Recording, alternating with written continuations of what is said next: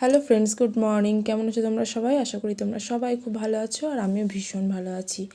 তো দিনটি ছিল রবিবার। সকালে জলখাবার খাওয়া টাওয়ার পরে এখানে দুপুরের খাবার বসিয়ে দিয়েছি। ভাত হয়ে গেছে এইদিকে, আর ওইদিকে একটুখানি আলু আর ভেন্ডি ভেজে নিয়েছি।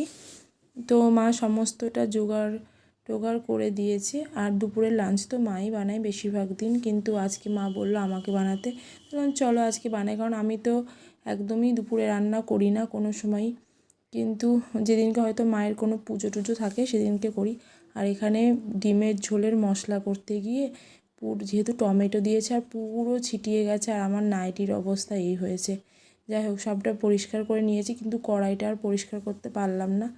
এখন ওইদিকে ভেন্ডি আর আলু ভাজাটা হয়ে গেছে, তো এখন ডিমের ঝোলটা বসিয়ে দেবো। আর এটা হচ্ছে হাঁসের ডিম। হাঁসের ডিম কার কার ভালো লাগে আমাকে অবশ্যই কমেন্ট করে জানাবে। আজকে ভেবেছি হাঁসের ডিমের একদম পাতলা করে ঝোল বানাবো।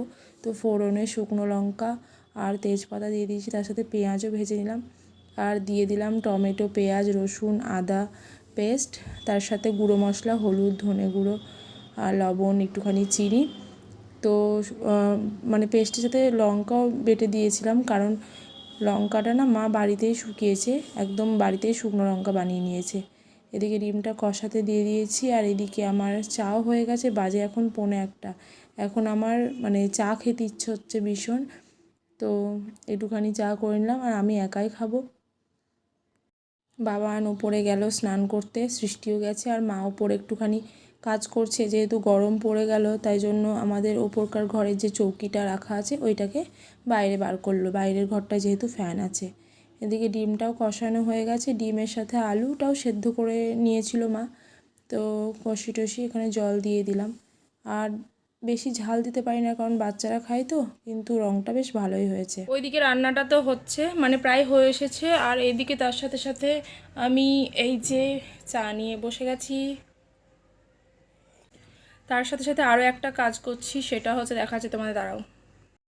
বাবান স্নান করতে গেছে, সেই ফাঁকে আমি একটু ওর কোশ্চেনগুলো রেডি করে রাখছি, যাতে এসেই টুক করে লিখে নিতে পারে।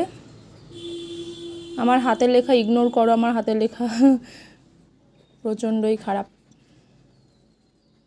তো এইগুলো পরীক্ষার সামনে মায়েদের একটুখানি প্রেশার হয়ে যায়। আর মা তো সচরাচর আমাকে বলে না লাঞ্চ বানাতে, কিন্তু আজকে বললো তো ভাবলাম চলো বানাই। আর এই হচ্ছে আজকে হংস ডিমের কারি।